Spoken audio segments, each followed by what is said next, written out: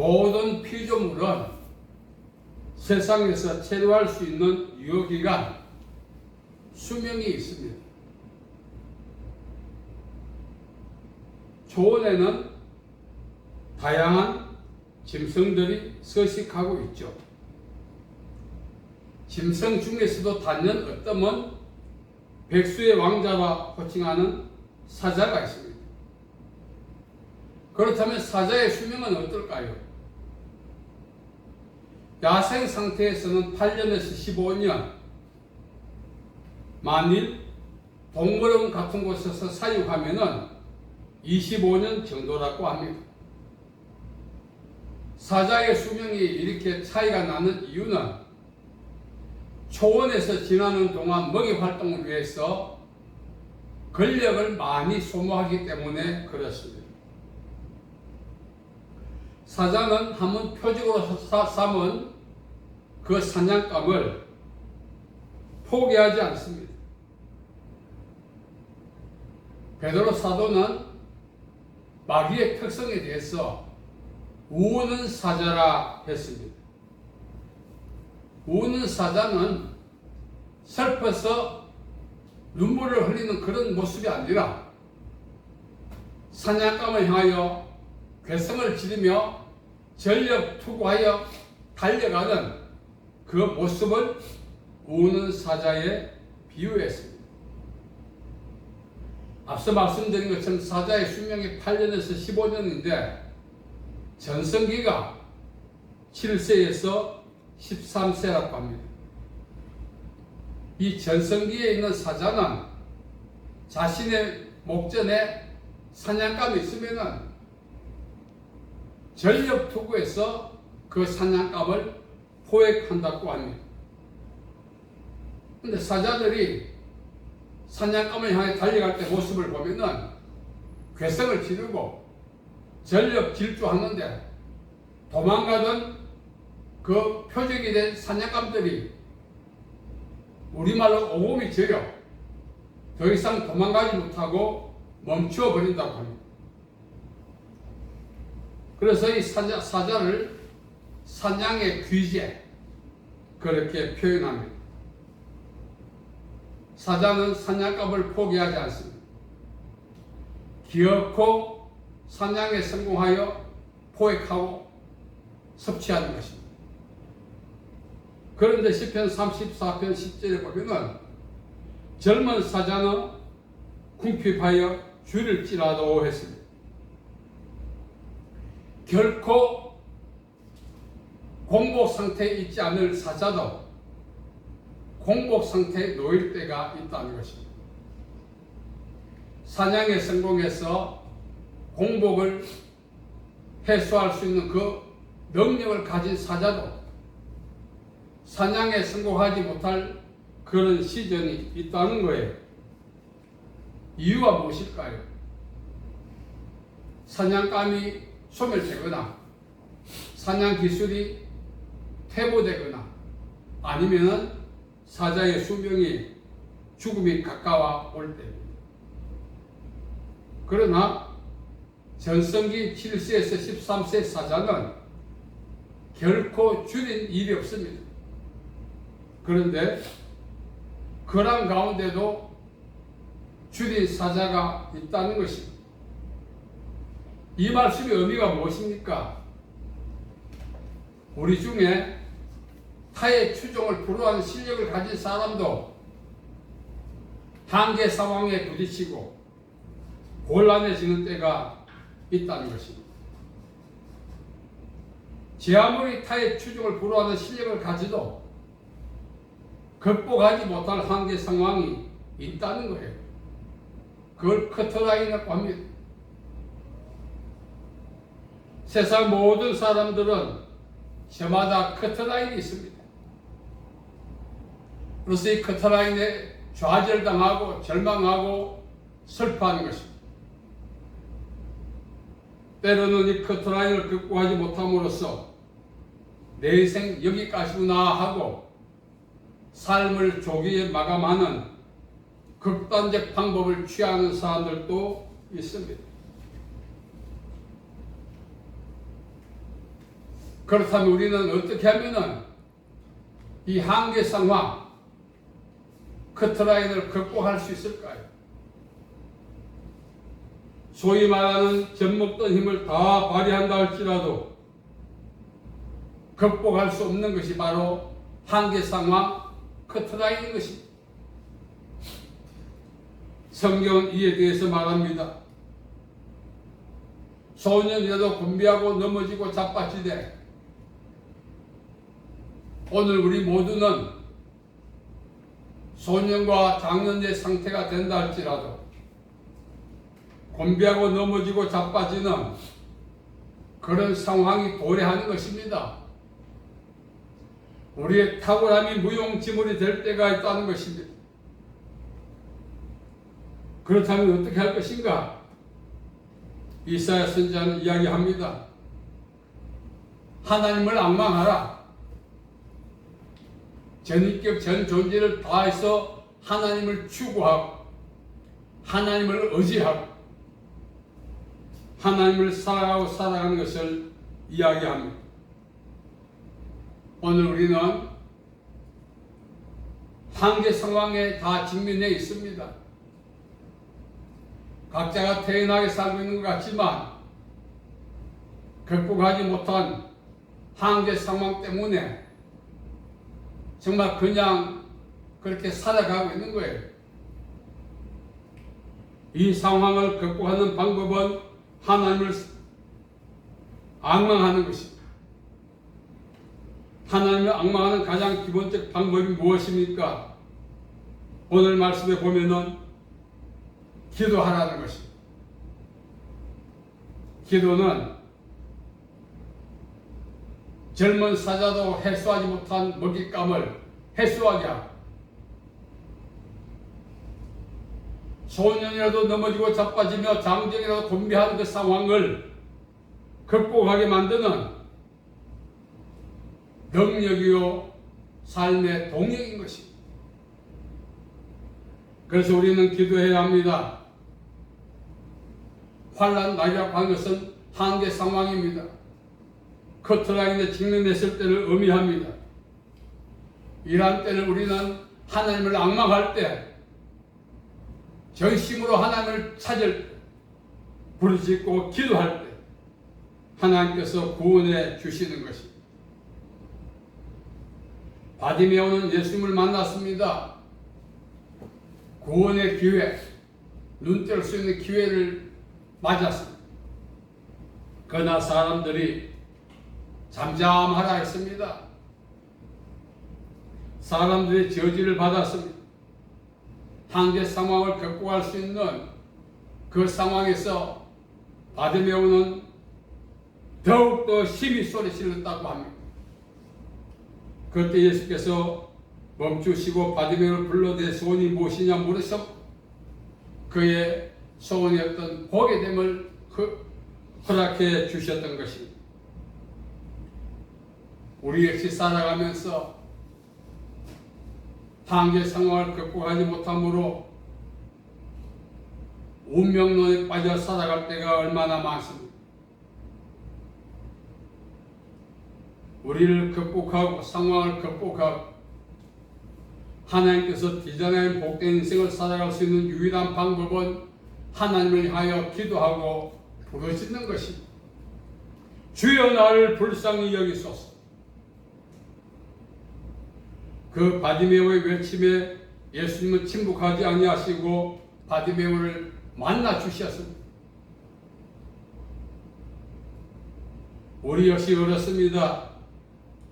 한계 상황을 극복할 수 있는 유일한 방법은 하나님을 향하여 기도하는 것입니다. 너는 내게 부르짖으라 내가 응답하겠고 내가 하지 못하는 비밀한 일을 내게 보이리라 말씀하셨습니다. 사람은 약합니다. 타의 추종을 불허하는 능력을 발휘한다 할지라도 그 발휘가 한계에 직면할 때가 있다는 사실. 무엇을 어떻게 하면 그 한계를 극복할 것인가? 이것이 인간의 숙제이기도 합니다. 성경은 이 숙제에 대해서 답을 주고 있습니다. 하나님을 찾아라, 하나님을 만나라. 하나님을 찾고 만날 수 있는 유일한 방법은 기도인 것입니다. 응답은 단순히 문제 해결이 아니라 하나님께서 우리를 만나 주신 증거입니다. 인생의 참 행복은 하나님을 만나는 데 있습니다. 예배는 단순히 종교적 의식이 아닙니다. 하나님께서 택하신 백성들을 부르시는 방법이에요. 하나님은 예배를 통해서 선택한 백성들을 부르십니다. 또한 선택받는 백성 역시 마찬가지예요. 하나님의 부르심에 예배를 통해서 응답하는 것입니다. 예배는 하나님과 선택받은 백성들의 만남의 현장입니다. 그 현장에 생명이 있고 한계를 돌파하는 지혜와 믿음과 능력이 있고 치유가 있습니다. 그러면 우리는 예배를 통해서 기도를 통해서 하나님을 만나고 하나님을 찾아야 하는 것입니다. 이사야 선지자는 말했습니다. 너희는 여호와를 만날 만한 때 찾으라. 가까이 계실 때 그를 부르라. 불의한 자는 그 생각을 버리고 악한 자는 그 길을 버리고 여호와께 돌아오라 했습니다. 오늘 우리는 하나님을 만나야 합니다. 하나님을 만나지 아니하면 우리의 모든 보유하고 있는 에너지는 사상 누각이 되고 말 것입니다.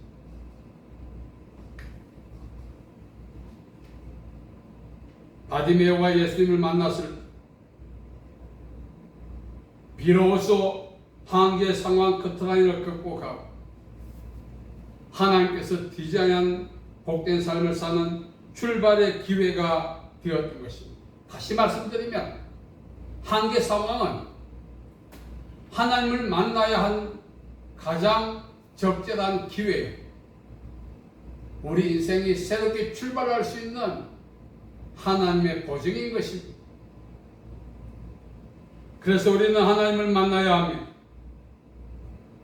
주여, 보기를 원합니다. 주여, 치유받기 원합니다. 오늘 우리는 어제나 오늘이나 영원토록 동일하신 예수님, 과거에 세상에서 사역하실 때 만나서 병든 자를 치유하시고 회복시켜 주셨던 예수님, 그 예수님께서 오늘도 변함없이 자신을 찾아 부르짖고 만나기를 원한 자를 만나주시고 그 마음의 소망을 이루어 주시기를 주저하지 않습니다. 우리는 기도하며 살아야 합니다. 상황을 극복하는 것은 인간의 지혜가 아닙니다. 하나님의 능력과 은혜와 하나님의 인도와 도우심, 상황을 극복하게 만드는 것입니다. 오늘 많은 사람들이 알게 모르게 좌절하고 절망하고 커트라인에 갇혀서 고통받고 있습니다. 어떻게 하면 이 커트라인을 극복해 갈 것인가? 부르짖고 기도해야 하는 것입니다. 오늘 또 골방에서 곳곳에서 하나님의 부르짖음을 통해서 만나기를 원하고 한계를 극복하고자 하는 사람들이 있습니다. 하나님은 그의 기도를 들어주시고 그들의 한계를 극복하게 하시고 그들에게 새로운 길을 열어주실 것입니다. 젊은 사자도 궁핍하여 줄인다고 했습니다. 소년이라도 피곤하고 공비하고 장정이라도 넘어지고 자빠진다 했습니다. 세상의 모든 탁월함이 무용지물이 될 때가 온다는 것입니다. 그런 상황에 직면했을 때 좌절하고 절망할 것이 아니라 그 상황에서 우리를 건져내시고 그 벽을 뛰어넘게 하시고 하나님을 의지해야 합니다. 시편 18편 29절에 시편 기자는 고백합니다. 내가 주를 의뢰하고 적군을 달리고 담을 뛰어넘나이다. 하나님께서는 엘로힘 전능자십니다. 우리를 능히 구원하실 분이십니다. 우리로 하여금 갇혀놓은 한계 상황을 뛰어넘게 하실 능력을 우리에게 부어주십니다. 그래서 우리가 살아날 수 있는 유일한 방법은 기도하는 것입니다. 주여 나를 도와주시옵소서. 주여 나를 살려주옵소서. 저희들 어릴 때는 교회 안에 정말 눈물 범벅이 되는 뜨거운 기도들이 있었습니다.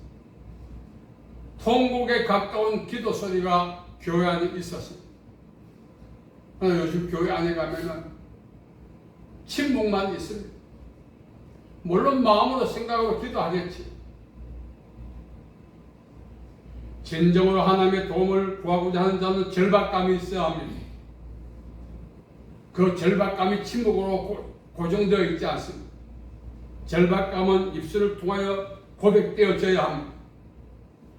하나님 나를 도와주세요. 하나님 나를 치료해 주세요.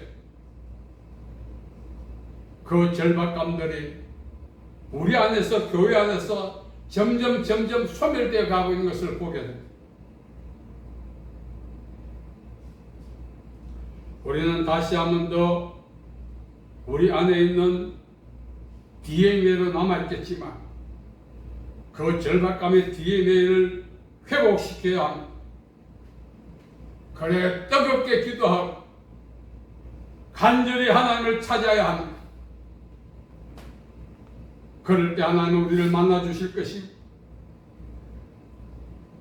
우리의 커트라인을 극복하게 하실 것이고 하나님께서 예배하고 디자인하신 영역에 진입하여 복된 인생을 살아갈 수 있는 기회를 우리에게 주실 것입니다. 환난 날에 나를 부르라. 내가 너를 건지리니 내가 나를 영화롭게 하리라. 환난이라고 하는 것은 방금 말씀드린 것처럼 커트라인에 갇혀 사는 삶 이 자체가 환난이에요. 우리는 한계 안에서 체념하고 살고 있습니다. 운명으로 생각하고 살아가고 있습니다. 그러니 하나님을 찾을 생각도 의지도 없어요. 우리를 힘들게 만드는 것은 결국은 커트라인이 아니라 하나님을 찾고자 하는 의지 박약이 이겁니다. 의지가 없는 절박감이 없는 거예요. 그래서 우리는 절박감을 회복하고 하나님을 간절히 찾고 사모하며 부르짖어 기도해야 하는 것입니다. 그럴 때 운명이 변하는 것입니다. 상황이 변하는 것입니다. 소망했던 삶의 질이 업데이트되고 복된 인생을 살 수 있는 기회가 우리에게 주어지는 것입니다. 하나님 나를 살려주시옵소서. 이 외침이 종료되는 날, 그때부터 인생은 위기가 옵니다. 개인의 위기, 가정의 위기, 교회의 위기는 하나님을 찾지 않는 데 있다는 사실입니다. 우리 다시 한 번 더 하나님을 찾읍시다. 내 안에서, 우리 가정에서, 우리 교회에서 하나님을 찾는 간절한 부르짖음이 하늘을 향하여 솟구칠 때 하나님의 은혜와 역사가 우리 안에 새롭게 시작될 것입니다. 오늘 말씀을 우리는 기억해야 합니다. 환난은 어려운 상황만이 아니라 커트라인에 갇혀서 운명, 당연하게 생각하고 체념하고 살아가는 그 자체가 환란입니다. 더 큰 환란, 하나님을 찾지 않는 것, 그게 환란입니다. 그래서 우리는 오늘 성경 말씀을 기억하고 하나님을 찾아야 합니다. 간절히 부르짖어야 합니다. 물에 빠진 사람이 구조를 요청해야죠. 사력을 다해서 구원해달라고, 구주해달라고. 거기서 체념하면 죽음인 것입니다. 오늘 성경 말씀을 우리는 잘 기억해야 합니다. 상황의 환란이 아니라 하나님을 찾지 않는 그 자체가 환란이라는 사실을 기억하고